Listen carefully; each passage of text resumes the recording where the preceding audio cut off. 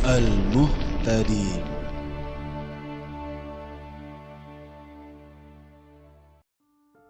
Assalamualaikum warahmatullahi wabarakatuh. Kembali lagi bersama kami di channel Mu'alaf Care Al-Muhtadin. Pemirsa, terkait dugaan penghinaan atau penistaan agama oleh Ustadz Yahya Waloni yang menyebut Injil itu palsu dalam ceramahnya, sebenarnya bukanlah penghinaan. Justru merupakan kajian secara ilmiah dan bisa dibuktikan. Dalam Islam, dakwah adalah salah satu ajaran Islam yang hukumnya wajib. Sasaran dakwah adalah kalangan non-muslim apabila mengajak kepada Islam dan umat Islam sendiri agar memegang teguh ajaran Islam.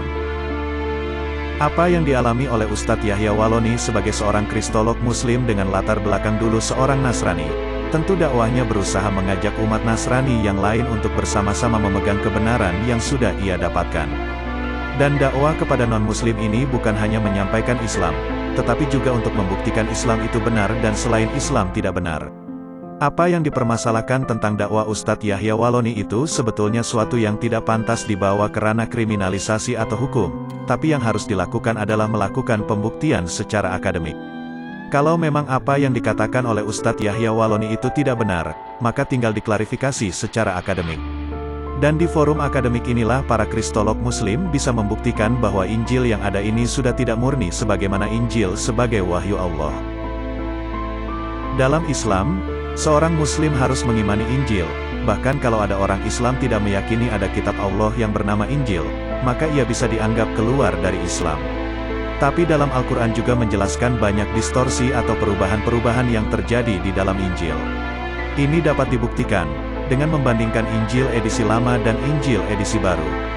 Dalam Injil versi lama, surat Imamat pasal 11 ayat 7 menyebut bahwa babi itu haram.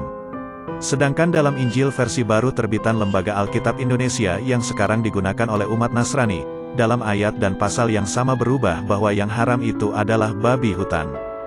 Jadi sudah ada perubahan dari edisi lama ke edisi baru. Perubahan pada Injil itu bukan sesuatu yang rahasia. Bahkan ada seminar yang digelar tahun 1994 di San Francisco, Amerika, terkait seberapa banyakkah firman Yesus yang ada di dalam Injil. Ternyata terbukti bahwa 82% isi kandungan Injil itu bukan dari Yesus, tetapi dari selain Yesus. Jadi kajian-kajian ilmiah semacam inilah sebetulnya yang harus dijadikan tolok ukur menilai apa yang dikemukakan oleh Ustadz Yahya Waloni. Wallahu a'lam bishawab. Wassalamualaikum warahmatullahi wabarakatuh.